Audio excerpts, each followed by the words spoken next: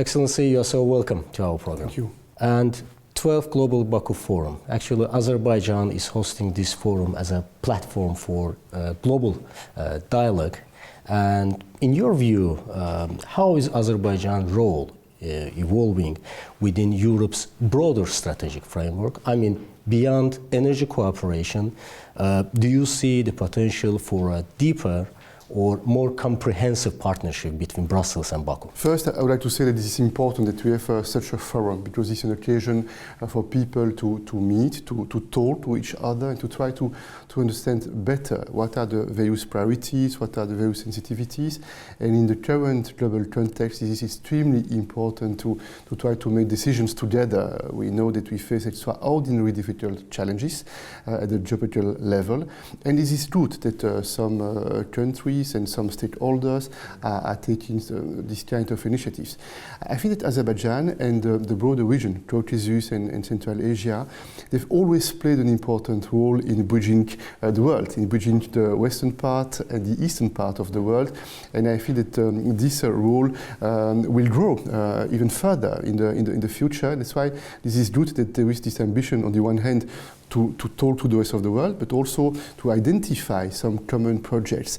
And for instance, I think that connectivity is a very fundamental challenge for the future.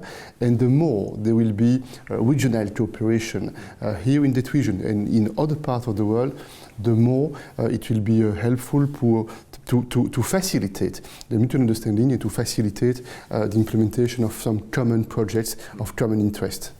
And also this forum emerging, let's say, the geopolitical tensions as well, and given the ongoing war in Ukraine and its impacts to Europe's, let's say, security priorities, how could we assess the, let's say, European Union's view on the region, South Caucasus? I mean, what's the role of this region, particularly this region, in Europe's future?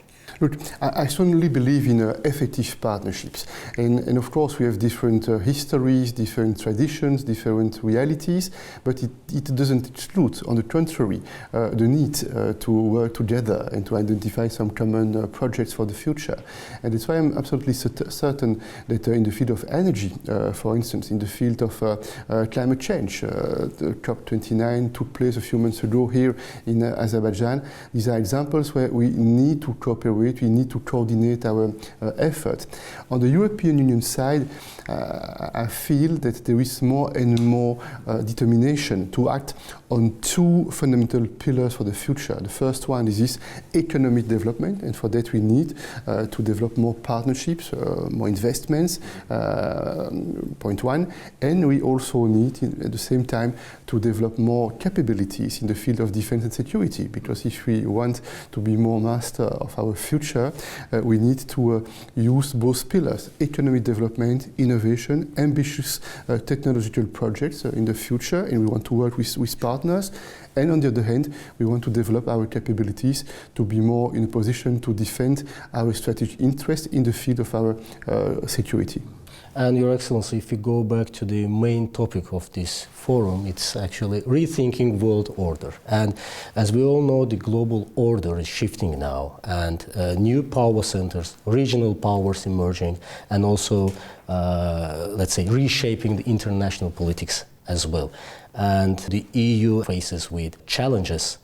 And in this context, how does Brussels envision the future of EU, let's say, security and also foreign policy? Look, I think that multipolar world is a fact. This is a reality. You like or you don't like, but this is a reality. On my side, I like it. I think this is good that we have a multipolar world. But for multipolar world, we need more multilateralism. We need more common principles, and we need to respect the common principles we have agreed on. And that's why I think that the role of the European Union at the global level should be to try to be more in the future a bridge between various regions of the world.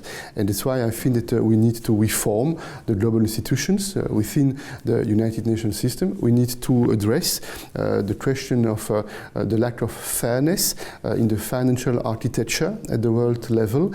And we have also to take into account new realities. It is absolutely true that there are emerging economies. There are countries that didn't exist when we decided decided to launch the United Nations system because of the colonial dominance at the time, and it means that the new multilateral institutions should reflect much more the reality of today's world, point one. And if it would be the case, then those institutions would be more inclusive and more legitimate. And if those institutions are more legitimate, I'm absolutely convinced that they will be more effective. And if we look ahead to 2030, do you see a stronger, more united Europe, or a bloc increasingly divided by, let's say, internal tensions and external pressures? Look, if I look at the last 5 years in Europe with COVID-19 and then with the war launched by Russia against Ukraine, all those challenges, it was a risk for the unity of the European Union. There was a risk of more European fragmentation. And in fact, it was the opposite, and this is the opposite. And when we face difficult circumstances, when we face extraordinary challenges in general, this is the occasion and the chance for the EU to be more united and to make more decisions together.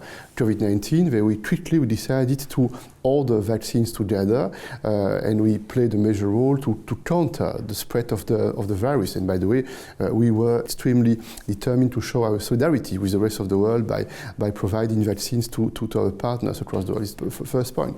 Second point, when Russia decided to invade Ukraine, I have no doubt that in the Kremlin there was this idea that very quickly Ukraine would collapse, but that the EU would be in a very fragmented position. This is not what happened. On the contrary, very quickly we made clear choices in terms of support for Ukraine, including military support, financial support for Ukraine, and 3 years later Ukraine is there and the European Union is united. But of course, we have still some challenges. And for instance, it will be very important to provide security guarantees in the future. We have to make sure that the civil architecture of the European continent is strong, is bold, and it will require in the weeks to come, in the months to come, some bold decisions. And the European Union's leadership will have to make clear choices for ourselves, but also for the relationship we want in the future with our partners, allies, and with our neighbors. Excellency, thank you very much for your time. I appreciate it. Thank you. Thank you.